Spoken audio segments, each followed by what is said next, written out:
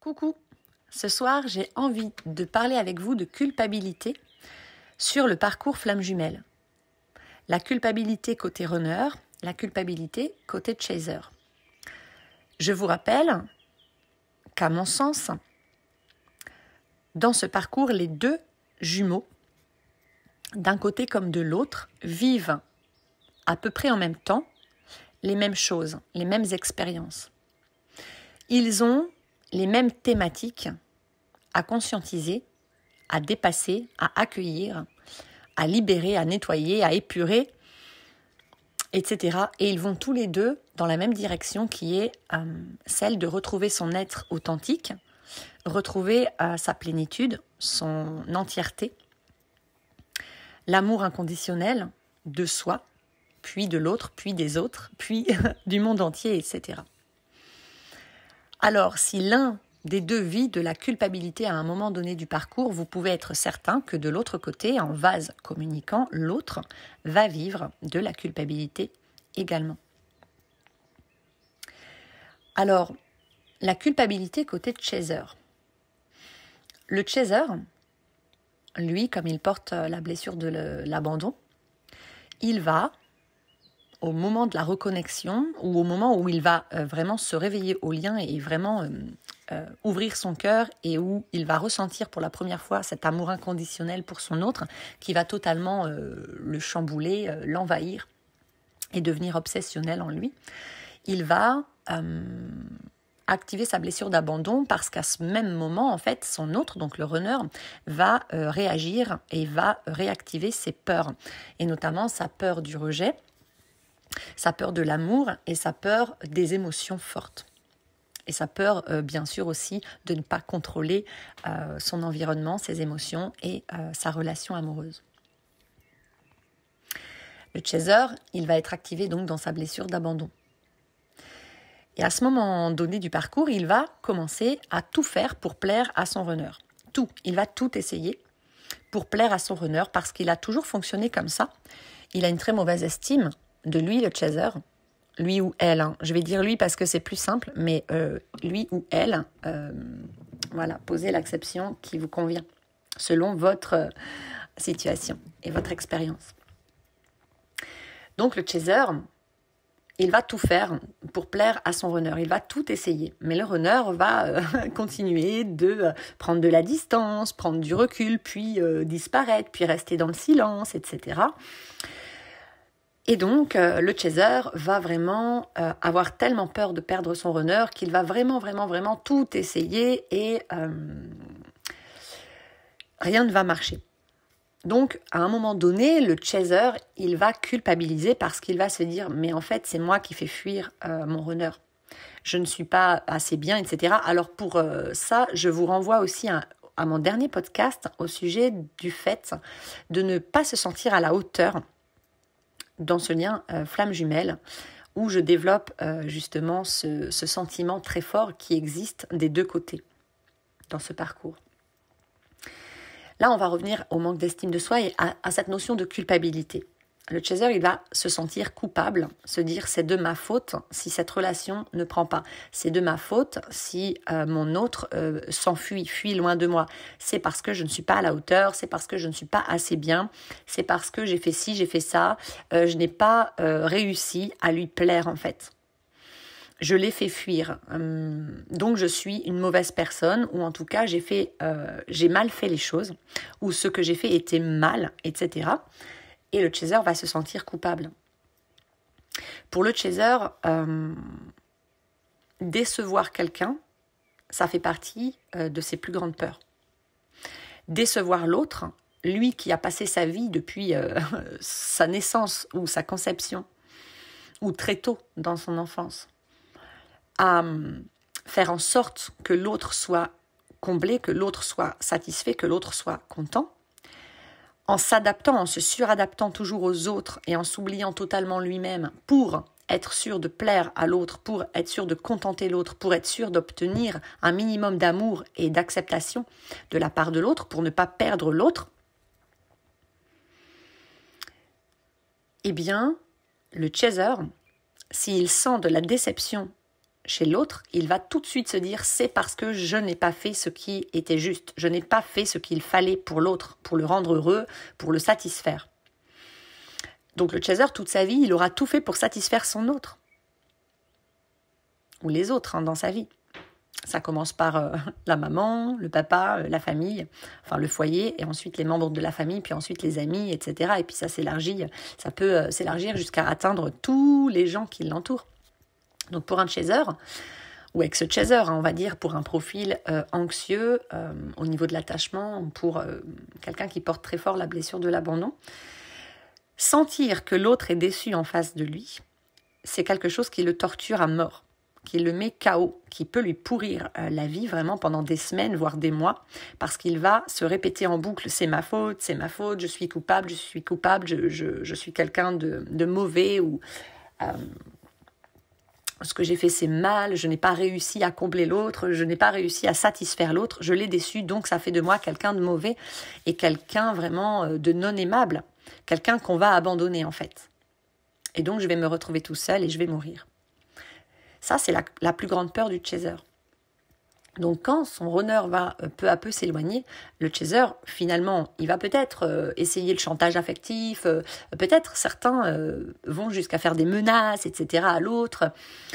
Mais dans des cas un petit peu plus, on va dire, équilibrés, le chaser, il va simplement en vouloir à son autre de ne pas être assez présent, lui en vouloir de s'éloigner ou ne pas comprendre pourquoi il s'éloigne, souffrir, être triste, malheureux, tout lui proposer toutes sortes de choses, l'accepter jusqu'à l'inacceptable, même des relations avec des tierces, etc., parce que il ne veut pas perdre son autre.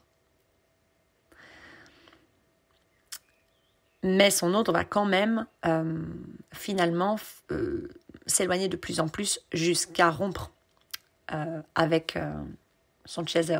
Du coup, le chaser va culpabiliser à mort. Voilà, il va vraiment penser que c'est sa faute et porter toute la responsabilité de tout ce qui s'est passé dans ce lien.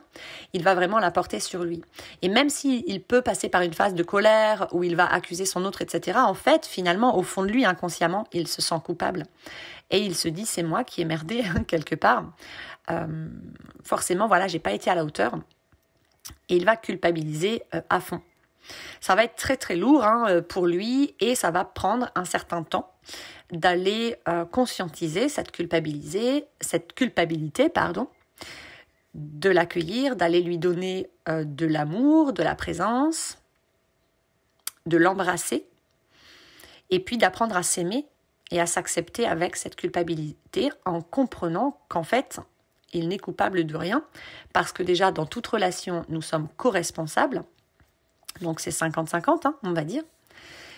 Et puis que de toute façon, nous sommes créateurs de notre monde, de la vie que l'on vit. Nous attirons à nous toutes les expériences qui vibrent sur la même fréquence que ce que nous émanons depuis ce que nous nourrissons à l'intérieur de nous. Je ne saurais cesser de le répéter. Donc sur le plan de nos pensées, de nos croyances, des énergies et des émotions que l'on choisit d'alimenter et de nourrir en nous. Donc, ça va prendre tout un chemin pour sortir de cette culpabilité, pour le chaser, mais comme pour le runner, on va en parler juste après, de conscientiser qu'en fait, il n'est pas coupable, puisqu'il n'a pas fait les choses volontairement. Il ne s'est pas dit « Ah tiens, je vais faire mal à mon runner, et puis comme ça, je vais le perdre. » Bah non. Donc, il n'est pas coupable. Non, le chaser, il a fait du mieux qu'il pouvait avec ce qu'il avait. Et puis, finalement, il n'a pas réussi à garder son runner, il l'a perdu.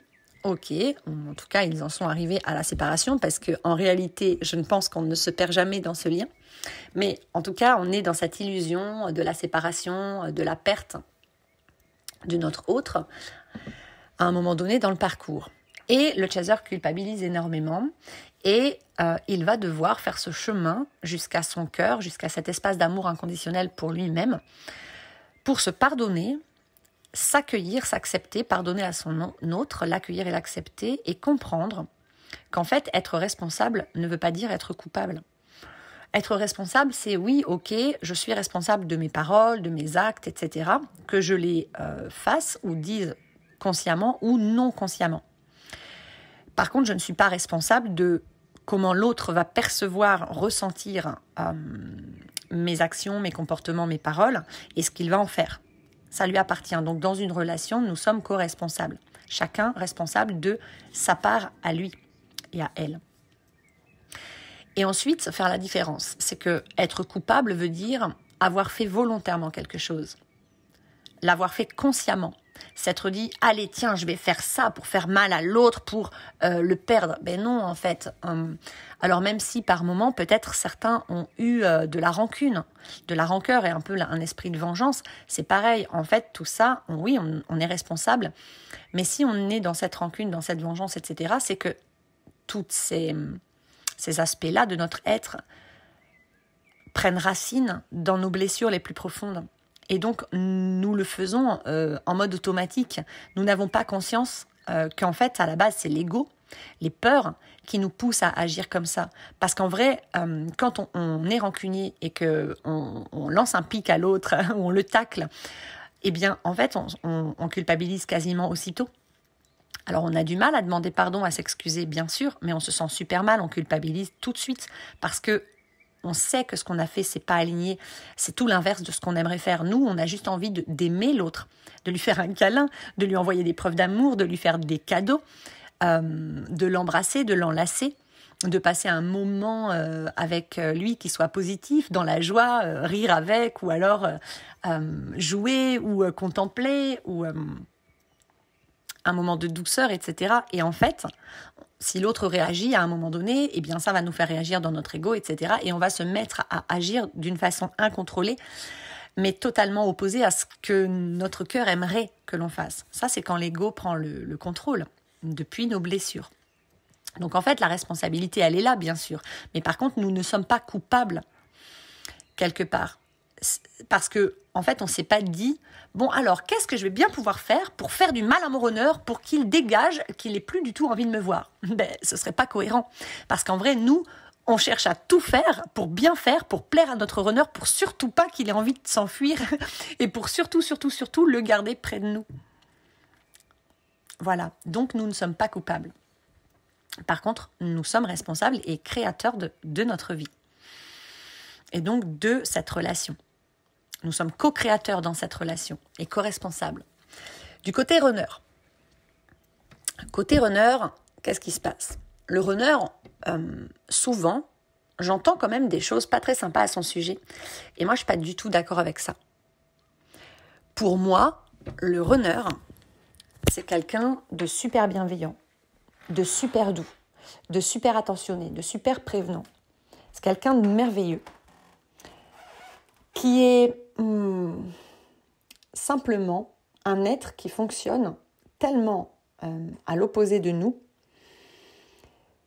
bien qu'en fait, on va avoir beaucoup de mal à communiquer avec, à le comprendre et à s'accorder avec lui. Mais c'est tout le chemin de ce parcours, justement, et c'est toute cette magie de ce lien, d'apprendre à s'accorder avec notre énergie contraire, mais tellement complémentaire, pour aller vers cette fusion. Tant rêvé, tant souhaité, et que notre âme, que notre cœur souhaite du plus profond de son essence. Le runner, lui, vu qu'il fuit, et qu'on est dans une société où on en met un peu plein les dents aux personnes qui sont de type, d'un attachement de type insécure et de type, évitant, fuyant. On va en mettre plein les dents à ces personnes-là en disant ils sont lâches, ils sont pas capables, etc. Ouais, mais alors si vous pensez ça de votre runner, vous n'allez pas le faire revenir parce que vous êtes en train de le juger et vous êtes en train d'affirmer depuis votre ego et vos blessures que il n'y a que vous qui déteniez la vérité ultime. Il n'y a que votre perception des choses qui soit juste, qui soit valable. Or, il n'en est rien. Sa perception à lui est très importante. Elle est tout à fait contraire à la vôtre. Mais c'est la moitié que vous ne possédez pas. Et ce lien flamme jumelle vous invite justement à ouvrir votre regard, à élargir votre champ de vision, de compréhension du monde, d'amour, d'acceptation, d'empathie, de compassion, d'indulgence, etc., grâce à votre autre, et de comprendre qu'en fait, le monde ce n'est pas une vérité bien carrée comme ça, hop, que vous croyez savoir, et puis il y a ça et rien d'autre. Eh bien non, en fait, il y a autant de vérités qu'il y a de gens qui peuplent cette terre, puisque nous percevons tous les choses de manière unique. Alors, votre runner, en fait, il perçoit les choses totalement à l'opposé de comment vous les percevez, mais c'est justement ce qui fait que vous êtes attirés l'un à l'autre de façon magnétique. D'accord ? Les opposés s'attirent. Pourquoi ? Parce que vous possédez chacun ce que l'autre ne possède pas. Et donc, par ce lien, en réussissant à vous aimer inconditionnellement, à vous accueillir, à vous accepter et donc à vous réunir, à vous compléter, à vous complémenter et à fusionner dans un avenir plus ou moins proche, eh bien, vous trouverez justement l'union parfaite et l'harmonie la plus parfaite en ce monde. Vous aurez la relation la plus équilibrée parce que vous allez vous ouvrir au champ des possibles, c'est-à-dire à l'infini. C'est pour ça qu'il y a le Lemminskate, donc le sigle du 8 allongé qui est associé aux flammes jumelles. C'est vraiment de s'ouvrir au champ des possibles et de rentrer dans une humilité extrêmement profonde, de comprendre qu'en fait on n'est rien et on ne sait rien. Et que notre autre, il fait partie de notre vérité. C'est un morceau de notre vérité. Et que sa façon de voir les choses, sa façon de percevoir le monde, sa façon de ressentir les choses, sa façon d'être, de vivre sa vie sur tous les plans, sa façon d'aimer, etc. Toutes ces énergies, tout ce qui émane de lui, tout ce qu'il possède, c'est ce que nous ne possédons pas ou avons bien du mal en fait à posséder. Lui, il est riche de ce que nous, on manque. Et nous, on est riche de ce qui lui manque. Lui, il peut combler nos lacunes dans la relation. Et nous pouvons combler ces lacunes dans la relation. Tout en gardant à l'esprit que chacun devons réussir à trouver notre plénitude et notre complétude individuellement. Combler nos lacunes l'un et l'autre par le biais de la relation du couple, bien sûr, pour trouver l'harmonie parfaite à deux dans la co-création, dans l'union de deux êtres, puisque l'humain est fait pour s'unir, pour co-créer, pour vivre à plusieurs, et au moins à deux, et puis ensuite en foyer et en famille, tout en gardant sa liberté d'être et son entièreté, c'est-à-dire son individualité, c'est-à-dire son autonomie, et ne pas être avec l'autre par dépendance, par besoin, par faux besoins, besoins qui viennent des blessures, etc., par manque, par conditionnement, etc., mais être avec l'autre simplement par envie, librement, dans le plus pur des amours inconditionnels. Voilà, et donc le runner dans ce lien, il culpabilise également, énormément, parce que le runner, s'il s'éloigne petit à petit de son chaser, ça je l'explique très bien dans mon podcast sur le sentiment de ne pas être à la hauteur, c'est parce qu'il ne se sent pas à la hauteur. Il culpabilise énormément parce qu'il a la sensation que quoi qu'il dise, quoi qu'il fasse, son chaser est toujours malheureux. Il n'est jamais satisfait, il n'est jamais content. Il lui en demande toujours davantage. Il montre de l'impatience, etc., où il souffre. Et il voit bien que son chaser souffre de cette relation. Mais le runner, il a beau essayer de se dévouer à fond, de faire tout ce qui est en son possible pour tenter de sauver cette relation, tenter de s'investir dans cette relation. Mais le runner, il sait qu'il a besoin de respecter son rythme. C'est une énergie yin la plupart du temps. Je ne parle pas des exceptions yang, mais c'est une énergie yin la plupart du temps, c'est-à-dire une énergie féminine, c'est-à-dire l'énergie de la douceur, de la lenteur, de prendre son temps, du fait de ne rien faire, de l'inaction, mais du fait d'être beaucoup dans le rêve, dans l'imaginaire, donc vivre sa vie, rêver sa vie, là où le yang va vivre ses rêves à fond. En tout cas, c'est ce qu'il va vouloir faire. Eh bien, le yin, il va beaucoup rêver sa vie. Il est très lunaire, puisque c'est une énergie yin. Et il a besoin de gagner en yang, justement, pour s'équilibrer et pouvoir vraiment s'épanouir pleinement dans sa vie, dans la 3D, dans la matière. Le runner, il est beaucoup dans tout ce qui va être méditatif, repos, voilà, donc dans un rythme beaucoup plus lent. Il est associé à cette énergie de ressourcement, d'intériorisation. contrairement à son chaser qui est tout l'inverse, puisqu'il est la plupart du temps yang, de base. Donc le runner, il va simplement essayer de vivre cette relation en se respectant lui-même, donc en allant à son rythme, en faisant comme il peut avec ses peurs, ses blocages, ses dysfonctionnements, tout comme le chaser.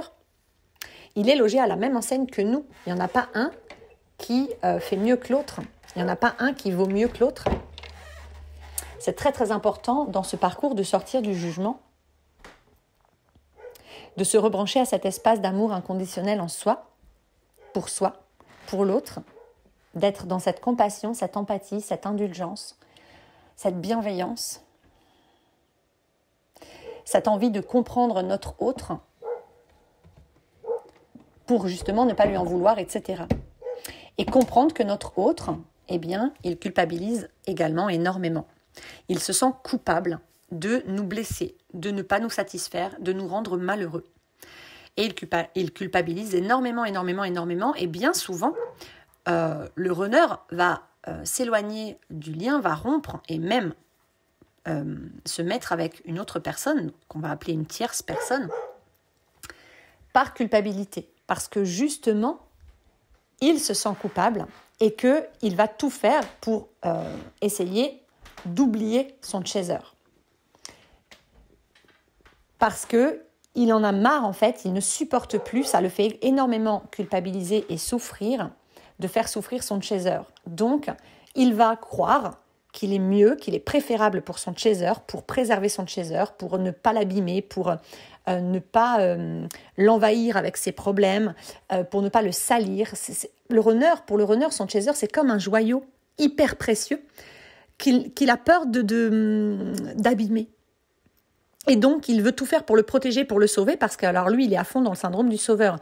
Mais comme le chaser, sauf que sa manière de vouloir sauver son autre au runner, ça va être « je m'éloigne de toi parce que comme ça, je ne te ferai plus souffrir ». Et donc, il va se sacrifier quelque part, il va sacrifier cet amour, il va le rejeter, il va chercher à le refouler du mieux qu'il peut, à s'en éloigner le plus possible en se disant « bon, si je m'en éloigne, je vais l'oublier, je guérirai, mais au moins, mon autre, je vais pouvoir le soulager ».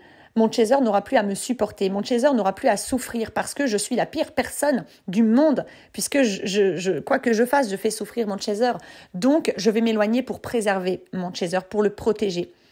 Je dois l'éloigner à tout prix du mal, et le mal, c'est moi. Moi, le runner, je suis une mauvaise personne pour mon chaser, donc il faut à tout prix que je protège mon chaser de moi-même. Et donc, il faut que je prenne la distance, il faut que je coupe le lien. Et même si le runner éprouve un manque effroyable, etc., envers son chaser, alors au début non, puisqu'on s'est bien connu, il va être d'abord dans le déni du lien, parce que ça va le rassurer, ça va lui permettre justement de prendre sa distance, mais très vite, il va tomber dans un manque extrêmement puissant, et c'est ce manque qui va lui permettre ensuite de s'éveiller, et puis d'avoir un jour le déclic, prendre conscience de ce lien, et se choisir, et en se choisissant, il va choisir son autre. Et il va revenir chercher son autre par la main. C'est très important de comprendre ça. Le chaser culpabilise de ne pas être à la hauteur et de ne pas avoir pu plaire à son autre, et donc d'avoir fait fuir son autre. Il se sent coupable de l'éloignement de son autre. Il se dit c'est de ma faute, c'est moi qui ai tout foiré, c'est moi le responsable de cet éloignement, de cette séparation, de tous ces dysfonctionnements, de tous ces conflits que nous avons eus dans le couple. C'est ma faute. Et le runner, pareil, va se dire exactement la même chose. C'est ma faute si on en est arrivé là, c'est ma faute si mon chaser souffre, etc. Parce que le runner, il est incapable de voir à ce moment du parcours que son chaser ne souffre pas à cause des actions, des paroles ou de son runner. Il souffre parce que les réactions de son runner ont réveillé une souffrance, des blessures, des douleurs qui étaient déjà là, qui étaient déjà en lui et qui avaient besoin d'être réveillées pour être mises en lumière, pour pouvoir être accueillies, dépassées et libérées, épurées et guéries. Mais bon, au début du parcours, ni l'un ni l'autre n'a conscience de ça. Et c'est en chemin que l'on s'éveille à ces réalités.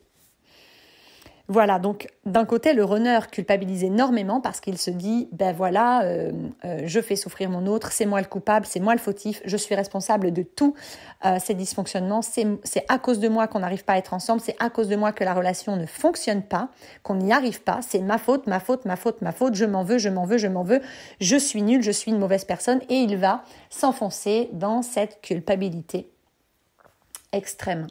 Et de son côté, le chaser aussi, pour les raisons qui lui sont propres. Voilà, donc avec ce podcast, j'espère que j'aurai réussi à vous apporter peut-être un peu de clarté sur ce sentiment de culpabilité dans le lien flamme jumelle. J'espère que peut-être vous allez méditer dessus et que ça va vous permettre d'avoir certains déclics, ou en tout cas de mieux comprendre votre autre, que vous soyez chaser ou runner, de mieux comprendre votre autre, de mieux comprendre la mécanique de ce lien magnifique, magique, de ce lien de guérison, et de trouver peut-être un peu plus de sérénité en vous et de vous reconnecter à cet espace d'amour inconditionnel, de compassion, d'empathie, de compréhension, d'ouverture de cœur, d'ouverture d'esprit, sur vous, sur votre autre et sur ce lien. Voilà. Je vous embrasse fort et puis je vous souhaite une très belle soirée et je vous dis à bientôt. Bye bye.